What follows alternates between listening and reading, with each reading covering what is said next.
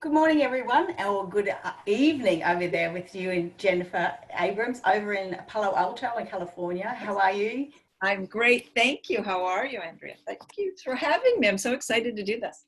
Yeah, this is going to be great because I know when I was working within schools and I was working in the professional learning space, I'd ask the teachers, what do they feel that they need the most? And a lot of them came back and they said they really don't like having those difficult or hard conversations, those concern-based conversations.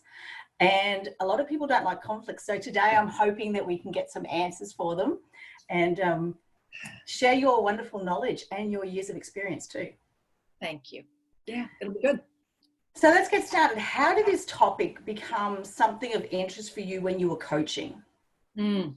So I spent 16 years as a new teacher coach when I was working formally within a school district. And I got into coaching and realized that as I think you know, and so many of us know, that I had a credential in how to teach students the subject of English, and I did not have a credential in how to talk effectively to adults.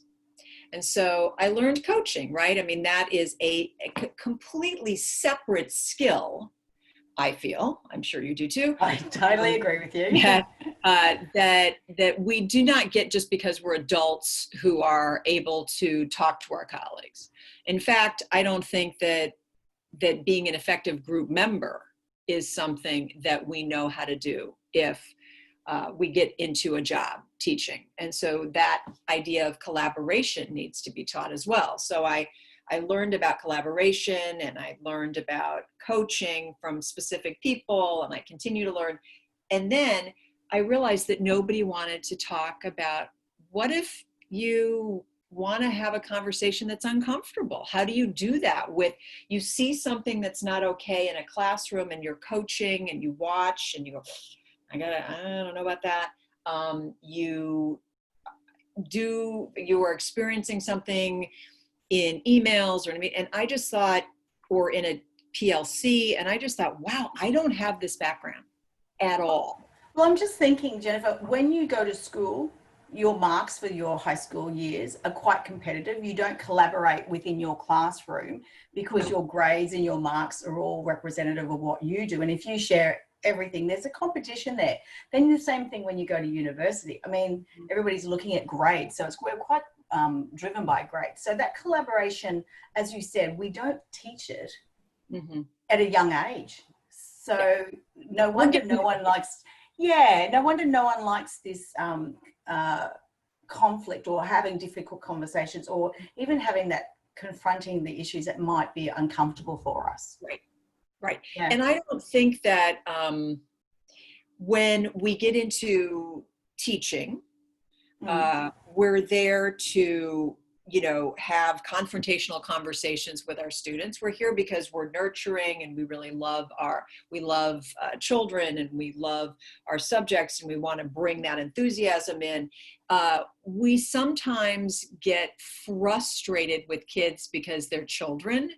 And that's an interesting piece that I think we end up having difficult conversations through classroom management conversations, or the kid isn't successful in the class and we have to have a parent-teacher conference. That's a little different. That's a challenging conversation. And I think some of the skills can also be applicable in an individual education plan meeting or a parent-teacher conference. But I'm talking about, you're working with other adults and you're trying to be that group that's collectively efficacious, or you're working one-on-one with the teacher and it's that you're coming up against your skill set not being the greatest at certain points when they're saying, yeah, but no, or I don't think you want to do that, or you see something that's educationally unsound or physically unsafe or emotionally damaging in a class. You got to have some more tools to be able to do that. And so I didn't have them. And so I wrote myself a workbook. Okay. Is basically what I did. And so I did that, and that's this thing. And then I started writing articles and blogs and going out and realizing that it had legs to it. And so And that's where I met you. I went and did a course with you one day down in Melbourne.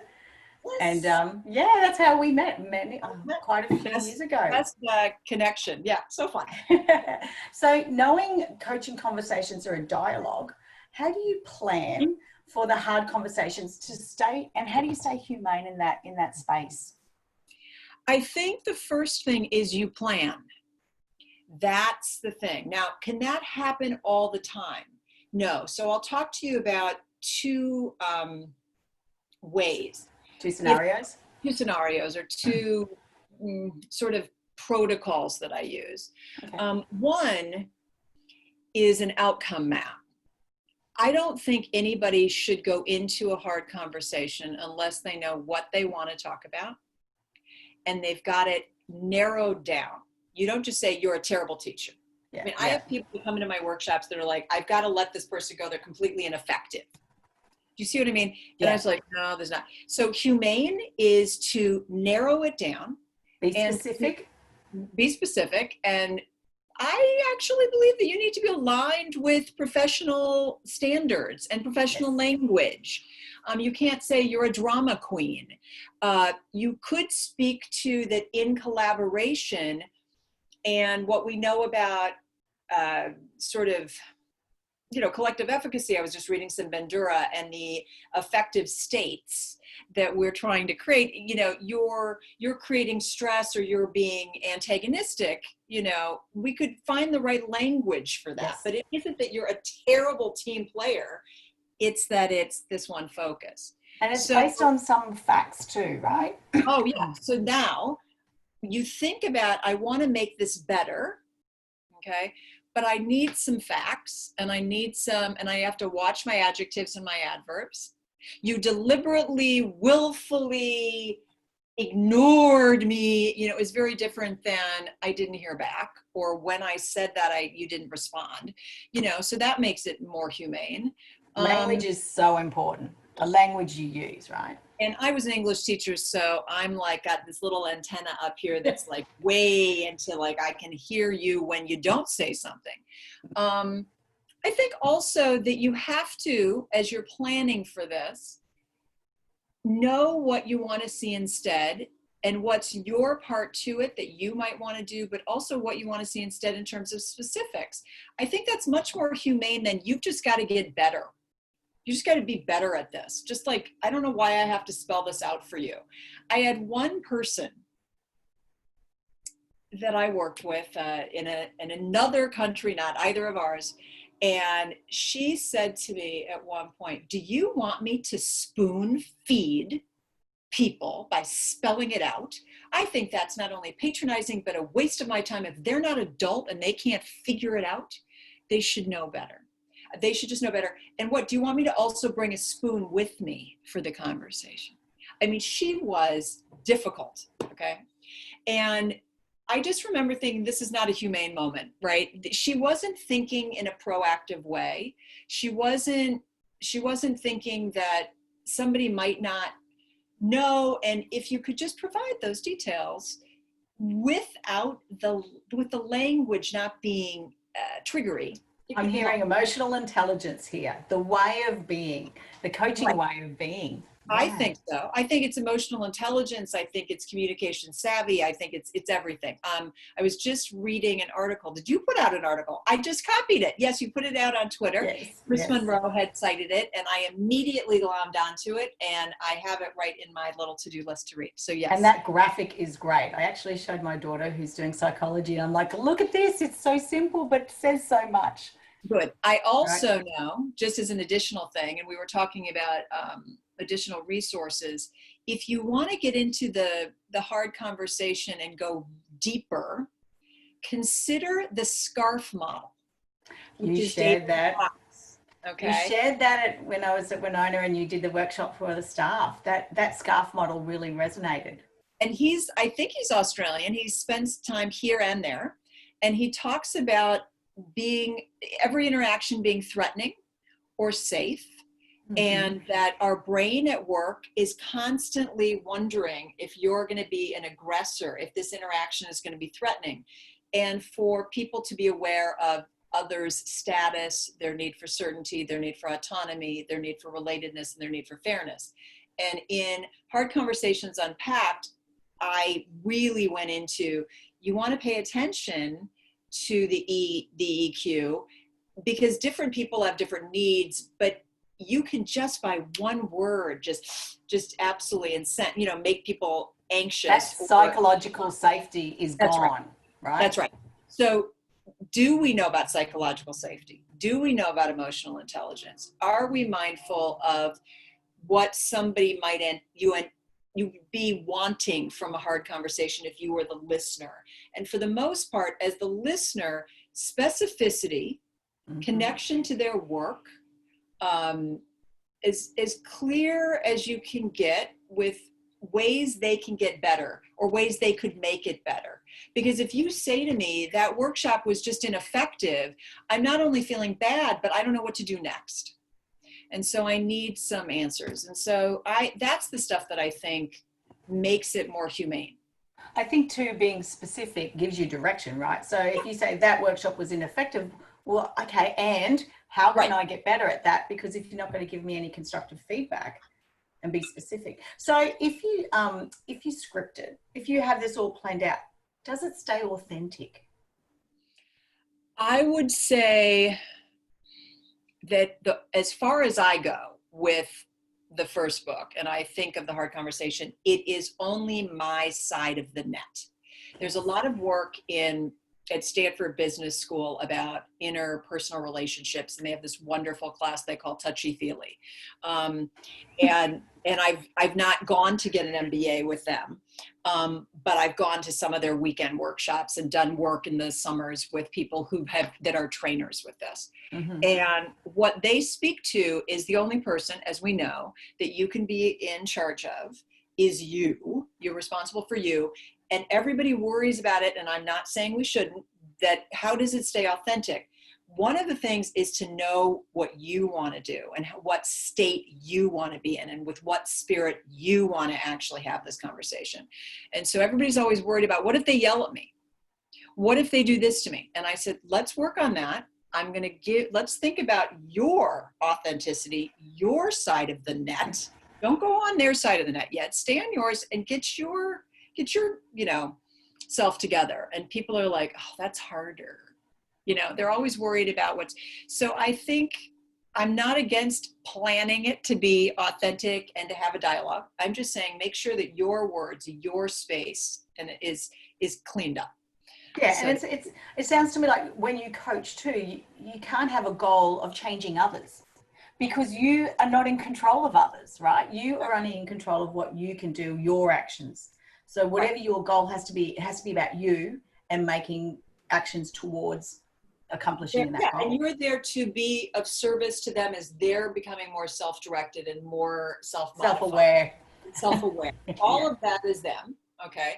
But what is my language in relation to that? What is my listening attentiveness in relation to that? And so there are moments, and this is where I think the hard conversation comes in, and I'll get back to that second protocol, that you also have, and I really believe this, and maybe other people don't agree with this, but if I see something that is educationally unsound, physically unsafe, or emotionally damaging to children, then my relationship with the coachee is one of the two. That client, that kid is then my priority. Yeah. And I hold him or her at age 5 or at age, whatever, to be the person that I am really advocating for. Yeah. And I then speak to my colleague, my fellow professional, in a humane and growth producing way about the impact that could have possibly happened or that I imagined happened or whatever on that kid. And so that's really where I have to sit. And there are quick scripts in the book and there are longer things in the book. But to me, it's about you have to know your threshold, your values, the school's goals. And I think we both want what's best for kids. And when something happens that you have to go to this part of the continuum. Coaching is the default. Questioning, curiosity, using every skill that anybody has taught you in any coaching form. That's the deal. This is a piece to your toolkit that is not the default by any means, but sometimes it happens. Sometimes you need it. Sometimes you need to draw on it. Yeah, so exactly. What about if you're really apprehensive? Oh, do you want to go to the second protocol?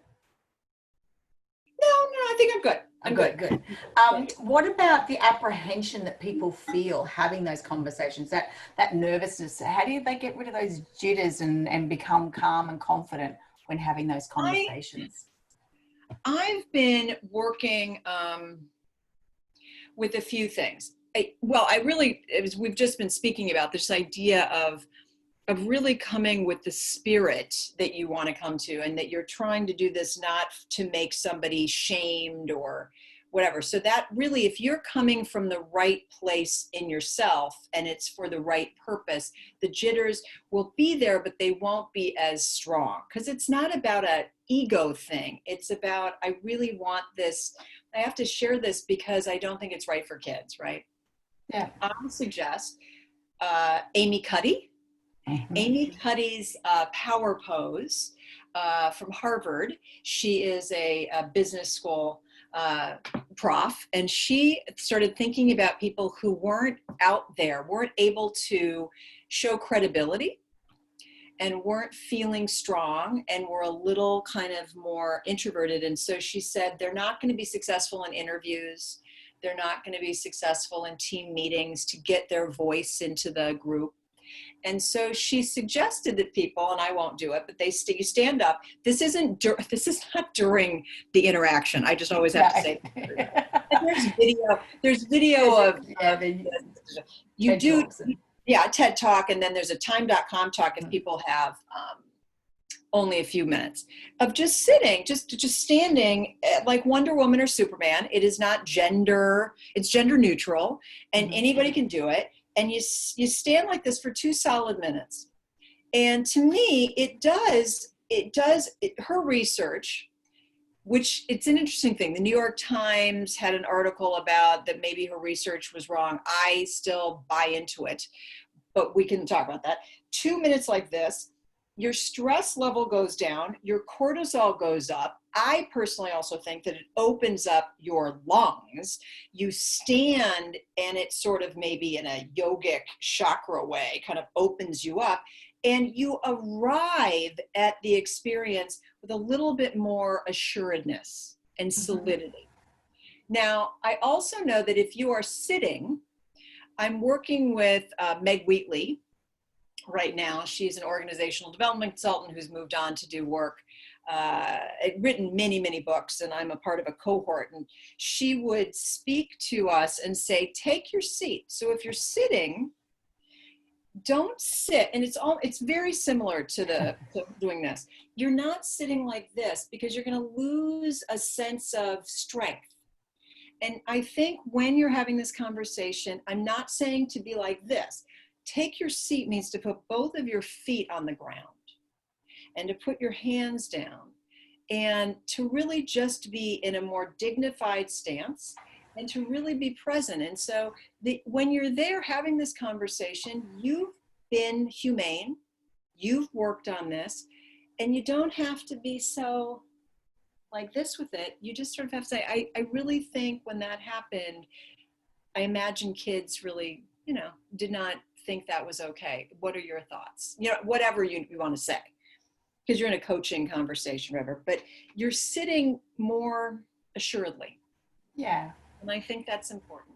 I'm not saying anyway. You have to be in the moment too, right? So you'd have to be aware of yourself before you can be aware and build others' awareness. Yes. Yeah. Yes. Thank you. It's all about your EQ, your self-awareness. Yeah. I think that we're all doing that all the time, and coaches need to be in the space of coach, and what does that look like and sound like, and then have facility amongst a wide variety of tools in the toolkit. Yeah. Okay, so let's go into swimming in the deep end. Where did your idea come from for swimming in the deep end? It's so hot here in California. I'm drinking my cold water. I want all my new, you have your green tea. I'll have my green tea. I'll have my cocktail later because it's the evening, but it's too early. So I watched all those new teachers, right, that I worked with now get team lead positions. They got TOSA positions. They were now in charge, for example, of, I'm going to do the 60% SEL initiative, or I'm now going to run the literacy initiative that we're rolling out, or I'm now going to be teaching all the advisors. Okay, so great. They're a teacher. Maybe they're an assistant principal. They're going to move in, and all of a sudden what I decided was they were swimming in the deep end. What I meant by that was that they jumped in, and they were not expecting that the adults that they were going to roll this initiative on or with or whatever. Depends on their approach. That's right. They had some resistance. And so I wrote this book because I watched people do some stuff that could have been done more effectively with their messaging, with their anticipation of the resistance, with their response to resistance. And then they were like, I drink, I've gained 15 pounds. I'm not sleeping well. I have, we would have Pepto-Bismol here. I don't know what you have. You have a different. Yeah, I know what you're talking about. I have this at my bedside, and they don't know how to take care of themselves in the midst of beginning to work with adults. So that's why I wrote this book. And I called it Swimming in the Deep End. I think that Jennifer, can I just say, we had Teachers as Leaders with Lynn Sharrett and Elma Harris a few weeks ago. And that's, when you're put in those positions, you've worked hard to become a teacher, but you're teaching children. And so your expertise then needs to be built because it's a different capacity. You're building your capacity, but in a completely different area. Absolutely. Absolutely. So I think that Lynn and Alma's stuff and that would all connect. I just think it was making me, when I think of swimming the deep end, they're now, in case the metaphor, I'm a big English teacher, so the metaphor works for me, that it's not the floaties and we're not in the shallow end and you have to build up your ability to swim in the deep end to do this. But if that metaphor doesn't work for people, I have somebody who said, it's really about communicating in challenging times. It's a challenge to get this out, and it's about how do you set up the community. I said, great. I should have put that as the title, but I love this metaphor. I just think it's. No, I know a lot of people who love the metaphors. I know I've just written for my lit review, I put in a metaphor. So how might coaches engage with the information from swimming in the deep end? Let's say, I'm just giving this as one example. Okay. You're a new coach. And the whole coaching program is new in your school, or you're trying to explain this initiative and the purpose of this initiative. Have you thought about how you're going to do that? Have you thought about where people will be resistant to this? What the possible worries are that those people will have, and what are your answers? And have you really built up your ability to, with teachers who you're coaching who may not really want to be coached, or it's now a requirement. You could even use it just for that initiative, just becoming a coach and having to message yourself through that. That isn't the coaching yet. That's just the messaging of the program. I don't know if different schools are new with this. There are places that I work with here where it's like, and then the principal doesn't know. And so the principal doesn't know how to work with you, or says, now you're actually going to be the literacy coach. So we're having this new literacy thing. We'll get a coach. Neither the coaching idea or the idea of the literacy thing have been thought through. So the messaging about either of them isn't there. Do you see what I mean? Oh, yes, I do. And I know how important it is when a new initiative comes in that you are very transparent with your staff about what the expectations are of it. What's the purpose first? Why are we doing this? And if it's just based because it's a shiny new thing that we've seen and we thought another school's doing that, let's bring that in here. It can't be about that. It has to be a real contextual purpose, I think. Yes. And it might need to be. I totally agree with you. And it might be that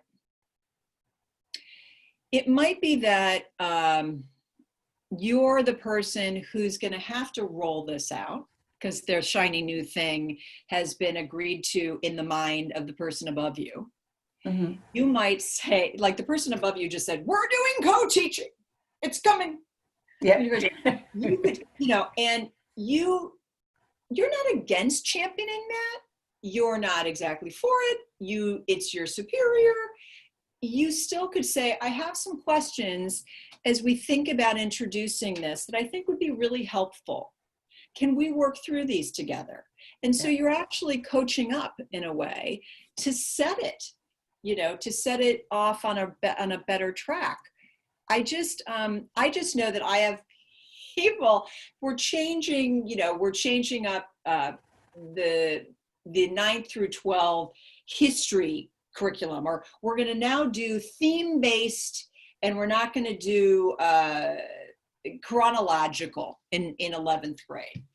So let's just say, for an example, even though that did happen at my former high school, here comes the department head, right? Department head is going to now inform all 6 people who've been teaching AP history that they're going to completely have to turn it all upside down. And this was it. Don't shoot the messenger. This is what we've been told. So let's just figure out what day you can come to a workshop. We'll change it up within 3 hours.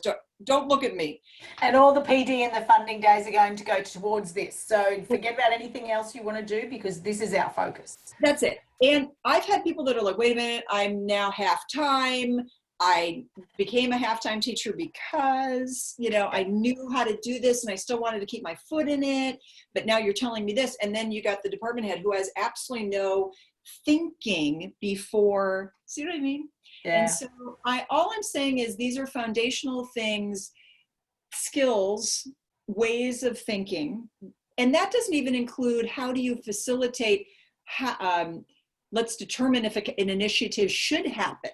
That's like sort of back here, and that's a whole other skills that would bring the group together. And how do you figure out, a new textbook adoption or whatever? That's a whole other thing. This is here's the initiative. Let's move it out.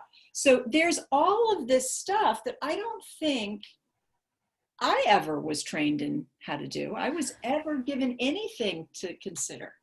But you know what, Jennifer, all of these skills you learn through reading your books and then I read and then I went and used and then I went, oh, actually that really worked well. It's not like this is done to me. I just pull bits and pieces and use it when appropriately and then get the feedback on myself. How did I do? How did that land with the other person? But these are all skills that you can build up and you can use them in all different situations. It's not like only when you have having a hard conversation. Because people have conversations every day. It's how you show up to them, the language you use to them, and the purpose of them, really. Mm-hmm. I know. And it's just about how do we communicate as effectively as we can adult to adult. That's really where all my work comes from, because I just realized that was the one piece that we don't spend enough time considering, is that adult to adult stuff. We are there for students, whether they're pre-K to grade 12 or beyond. I'm not discounting the mission and the purpose. I just am starting, and this really gets to the next book that I'm doing. We really need to talk about the adult to adult communication. And what I chose to do is start, I don't know, I'm getting very philosophical in my old age. I'm really considering just sort of what is my role as an adult in a school and how can I be the best I can be.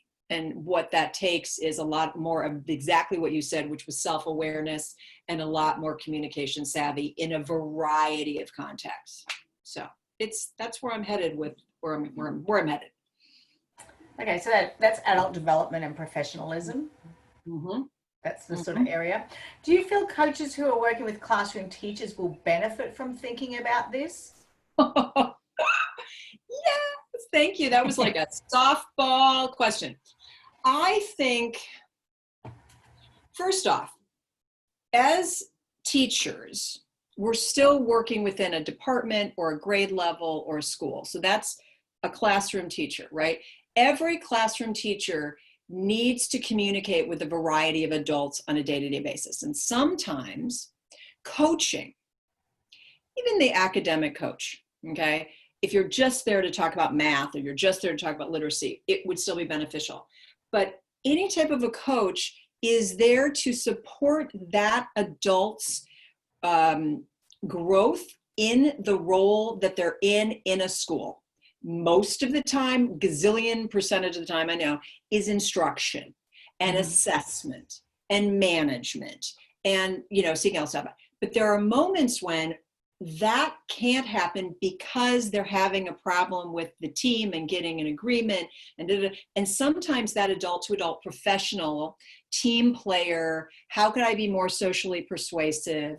How can I be less defensive? Every time I go to this meeting, I'm just so angry because they're giving me this feedback, and how do I, and so I'm realizing we got to kind of grow up a little bit, and that isn't what we just, as I keep saying, we're not taught this. So that's what I'm studying. And I'm thinking a lot of people use the excuse of, I don't have time. I don't have time to have these conversations. Just tell me, you know what I mean? Do you feel that? Yeah, I think that is, boy, yes. So when I go back to Keegan, who I have I have a cognitive crush on David Rock. I have a cognitive crush on a guy named Robert Marshak, who did a lot on covert processes. I have a crush on Keegan. Keegan speaks to this adult developmental theory. It's one theory. I just happen to like the theory because it suggests that adults, if they develop and if people support them in developing their ways of thinking, can become more complex and see more things and be able to take in more things, and it's past tell me what to do. It's past that. I think there are times when some of us, I assume many people who are going into coaching and want to develop themselves to see other and be more allocentric, are also aware that they need to maybe say, I disagree with this, or I don't know about that. And I think I would like to maybe choose a different school that I'm going to because I think the values would suit me and that kind of stuff. And so I'm starting to put this book together with an undergirding of adult development, with an understanding of the collective efficacy parts with Bandura that Jenny Donahue has mentioned, my buddy Jenny, and teacher agency and all of that, and just saying, what does it take? And so I'm kind of plotting it out. I think people are working with me on it. They interview me and I interview them, and it gets more complex every day. People are like, you haven't brought up this. Well, now what about this with the current events in the United States? Well, are you going to focus on that? And I'm just like, it's getting big. But I think it's important that we pay attention to our adult behaviors. I think it'll impact student achievement. So it was funny you talked about Robert Keegan. I did the Harvard course and he was one of the presenters, and that immunity to change and going through that whole process, I came back and I went, this coaching really works. Sitting, having conversations, asking the right questions, really developed. That to me just resonated. I came back and going, coaching to me is the way to develop others.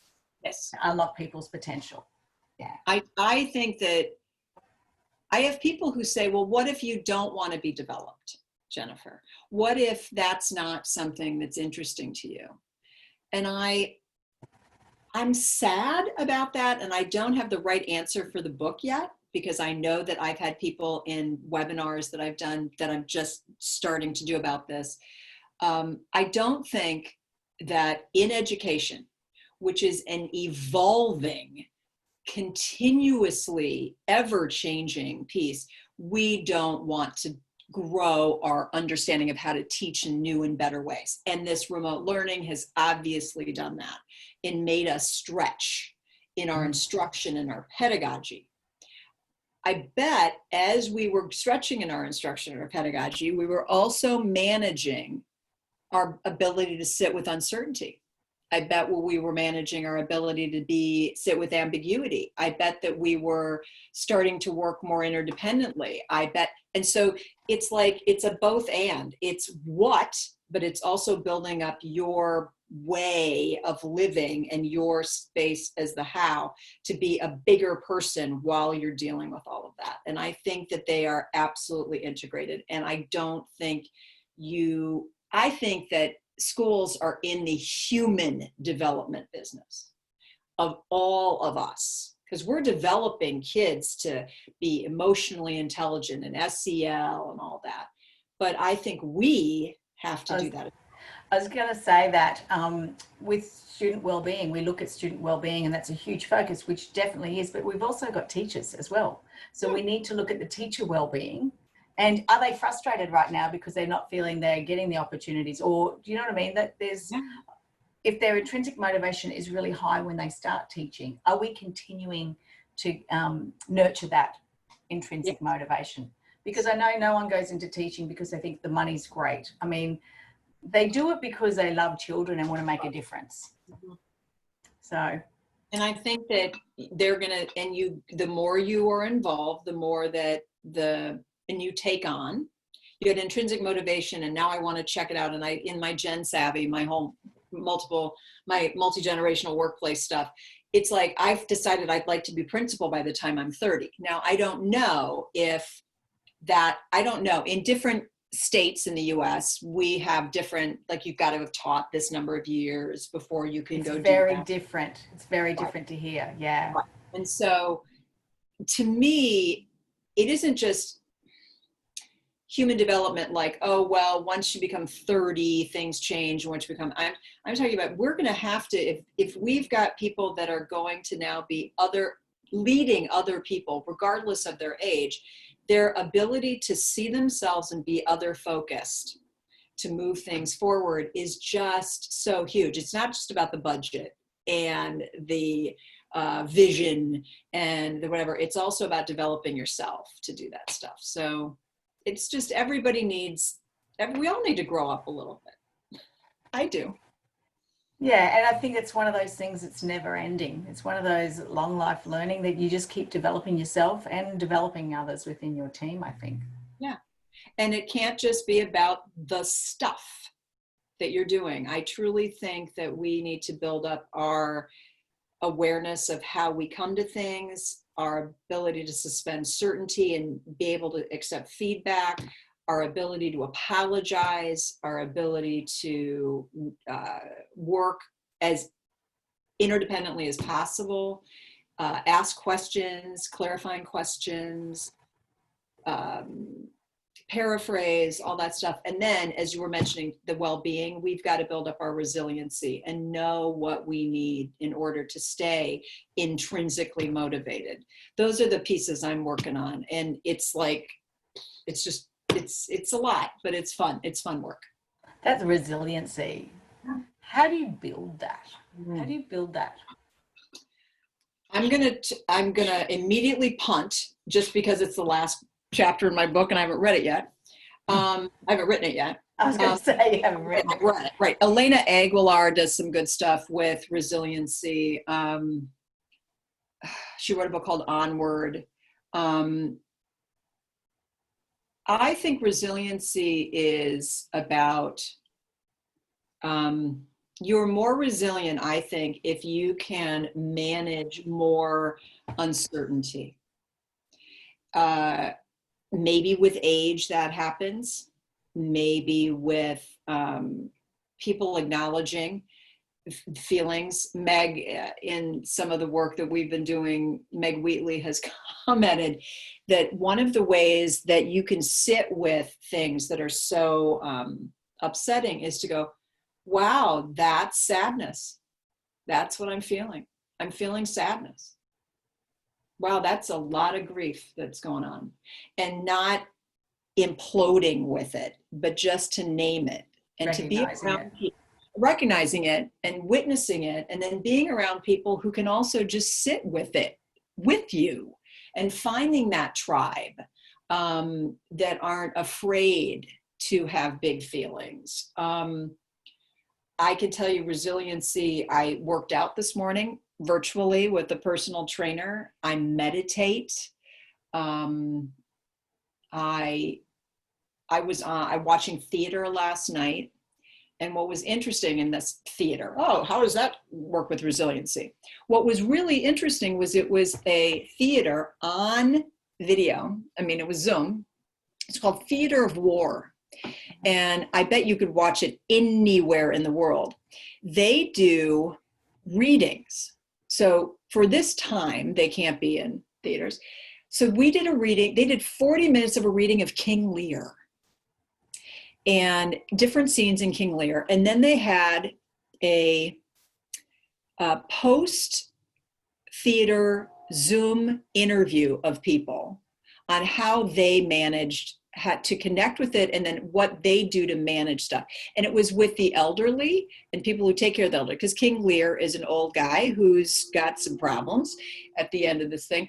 And to watch and to be with people who share that they too struggle, that they too are having, it was the most, that brought a sense of strength in me, just from being on Zoom with people I didn't even know that were putting themselves up. So there's a lot of ways that might, some people do therapy, some people take some medication, some people, lots of things. But to me, resiliency is, we've seen this, and this is how we're going to manage it, and we're going to do it together. So community is a huge piece to me of resiliency.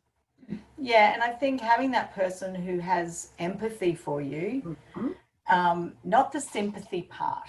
Brené Brown's got that great video about the difference between empathy and sympathy.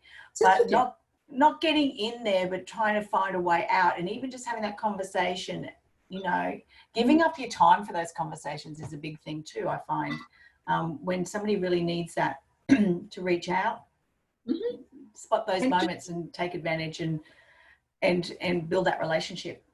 Yeah, there's and to not be afraid of somebody coming to you with that, to be able to sit with them in it, and not. My friend Jane Kesey and I do. We do wine, and then we whine, but then we do solution. Like, what's the next step? How can we get out of it? So we do express ourselves, but then we have this agreement that we do wine and then problem solve. Yeah, and we had Mark McCurgo on the other week, which was all about solution focused. And I've got to say, when we run a workshop, the one that part of it where you turn your questions around and stop being so negative, tell us about what's troubling you today, more than what's working really well for you at the moment. Right. So taking that whole shift from the problem to let's look at what's working well, or what other options do you have, or where have you seen other people do it well? Yes. Everyone goes, they have that aha moment. When you see the people go, I get what I've been staying in that problem too long. Yes. Because in our own heads, we're going through the problem all the time, but you might need somebody else to talk to about finding the solution, or just getting you out of that problem to look at it in a different way. The outcome map that I use in the planning of the hard conversations has one of 6 questions. That's the problem. The next question is, what do you want to see instead? What would it look like if you saw that? What can you do about it? Da, da, da, da, da. And so it moves to a solution focused kind of thing. And it's, I have some people that want to just sit in the problem, do the blaming, do the mind reading. They don't really know the truth. And so we have to transform that into, and that's actually, I think, a piece with the adult developmental theory, where people are like, well, I don't know if I actually kind of take action. Am I really a part of the team? I don't want to not be a team player. I don't want to just go with, and that they feel like, whoa, that might, being a part of the solution might make me a tall poppy.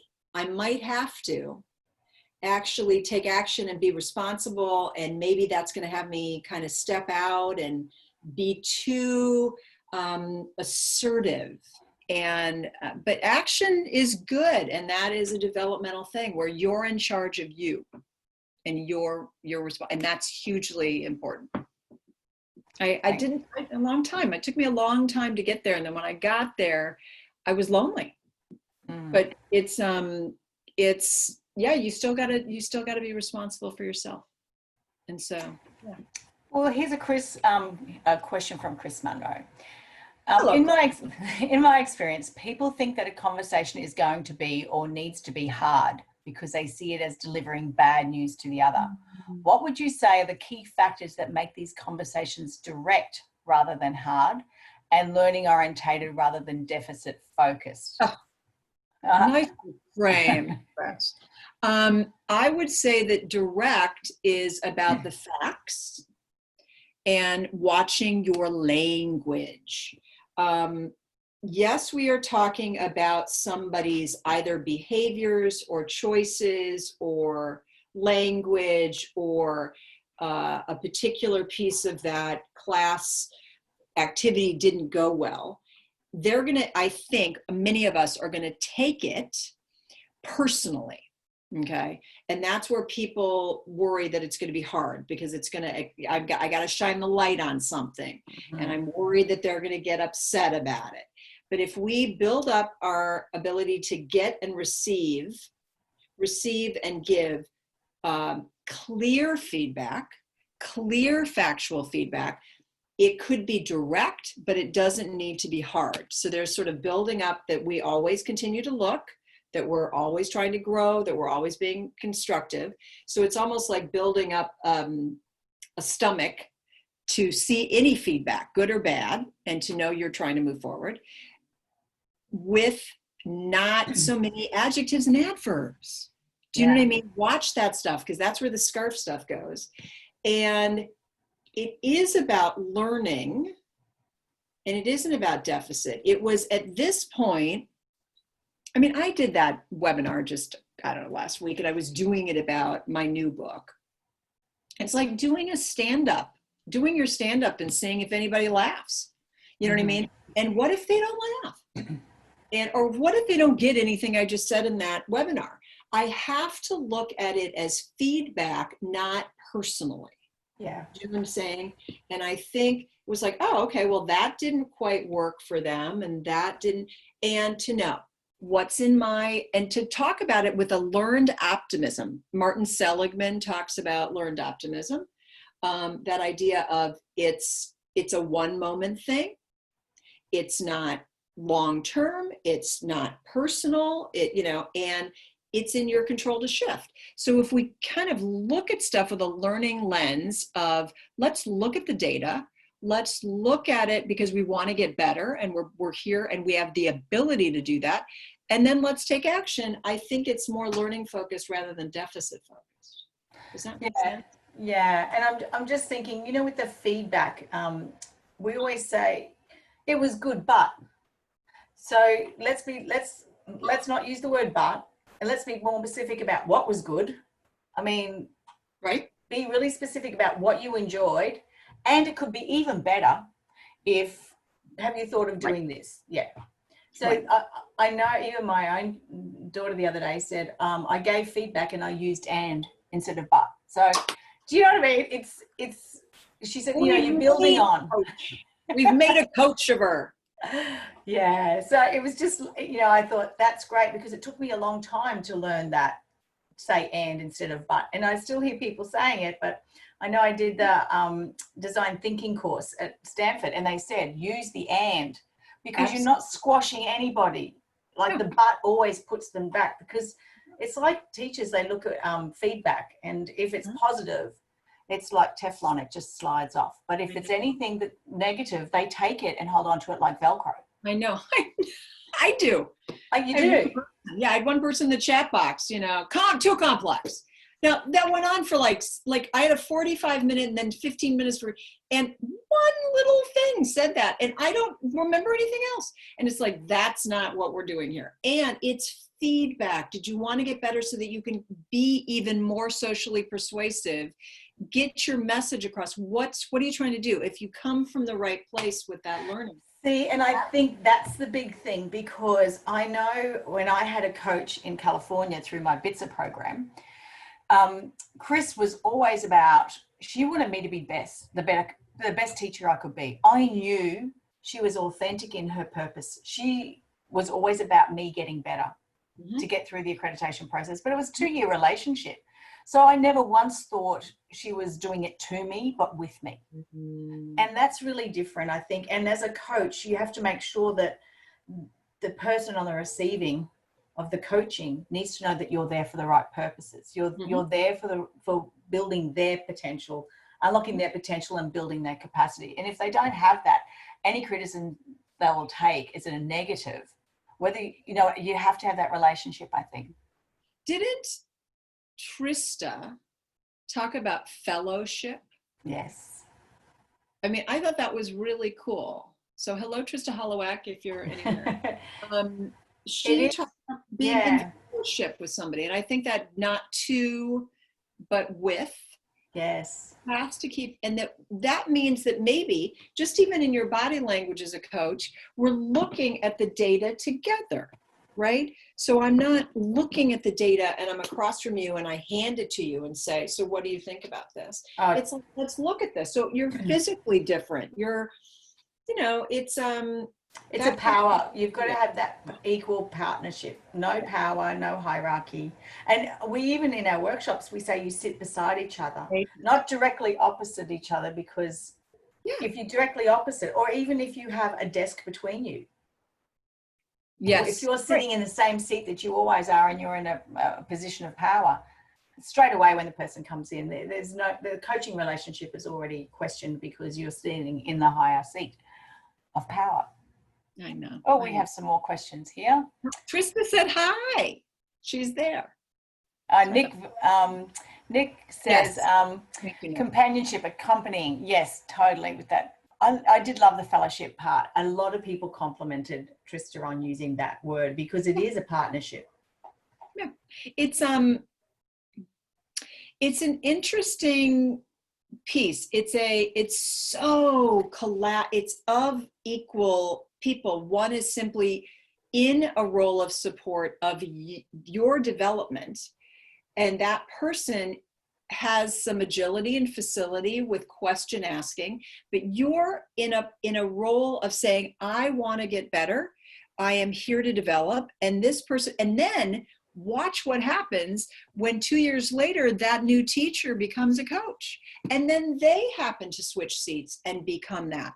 I think that's a really, it's a facility and it's a role you take on to be curious and fascinated. And I'm working with Jennifer Garvey Berger in a Growth Edge coaching piece. She's now in London. She's usually in New Zealand, I think, half the year. And she's working with Keegan's work.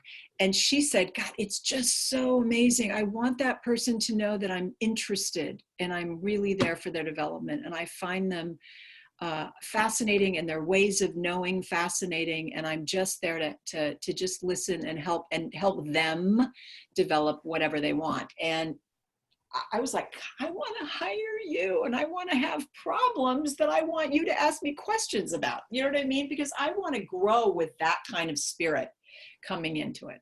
It's pretty cool. And that's what I think. I was talking to an early career teacher and I said, why do you think the early career teachers are keen to have coaching? Because she took it up and she went, because we know we have a lot to learn. We are like sponges. We want to learn.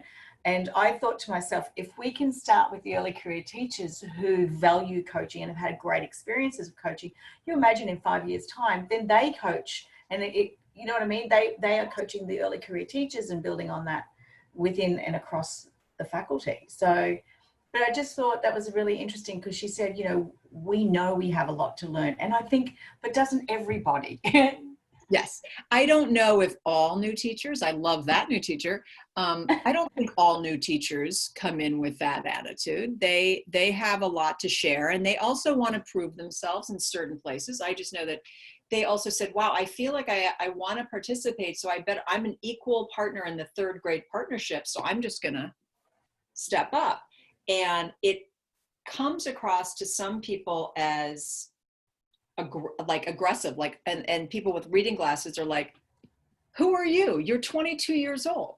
Sit down. You know what I mean? And so it's about linguistic savvy for everybody, you know. Can I tell you where I see that one? It's the Where? difference between proving yourself and improving yourself. Because Oh, a lot of them feel, and I've spoken to I love that. a lot of the early career teachers feel they have to prove themselves because they've been hired, and a lot of them are only in that temporary role. They're only given that short, block. So they have to prove themselves. And then does that squash any time to improve yourself? Like if you've got your hand up to do everything because you want to be noticed, or, you put yourself on the debating and you do, the training after school of recorder or soccer or whatever. But do we give them the time to improve before they need to prove? I think that's going in the book. I will thank you and the acknowledgments, because that goes with suspending certainty. You want to prove yourself. You want to be certain that people see you. You want to fix yourself in this place, as opposed to, I'm okay with suspending certainty, or maybe I don't know all of the answers and I kind of want to improve. And that means that I have to be quiet and learn and have coaching. And I had, tomorrow I get to work with Manitoba, and they're going to do this thing. And I think I was telling you at another point that I got on the phone with Sarah Gazan from their area, and she's a Cree. She's from the Native American, they would say Indigenous or First Nations in Canada, Cree tribe. And she looked at me and she said, this whole thing of proving, but I called it, being too certain. She said, that's so Western. She said, we do not have this proving thing. She said, to us, it's always listening. It's always listening to what can you learn? How can learning from somebody else improve me? And so this whole part of your next book on this, very Western, I just remember thinking, I'm a fish in water. I had no idea, because I wasn't coming from an Indigenous or First Nations point of view of that. And so I think you need to talk to Trista as well. Ah, yes, right? Trista. I'll talk. But that proving piece is very much something that I think we need to, it does blend with coaching, and it does blend with all of this work and swimming in the deep end. And yeah, it's all good. Well, Jennifer, thank you so much for giving up your time. I'm so excited to see you. I wish we were in person. Yeah, it's going to be a little while. We will have to do the Manly Ferry again another time. Actually, yeah. I remember that day. It was rocking and a roll on the Manly Ferry. But thank you so much for giving up your time and your generosity. And I hope a lot of people grab your book or even have a conversation with other people, because it's definitely something that we continually learn, to working with others and having those adult conversations and developing professionally. I know. I'm so delighted. Thank you. Have a good everyone. day. I will. Thanks so much. Bye.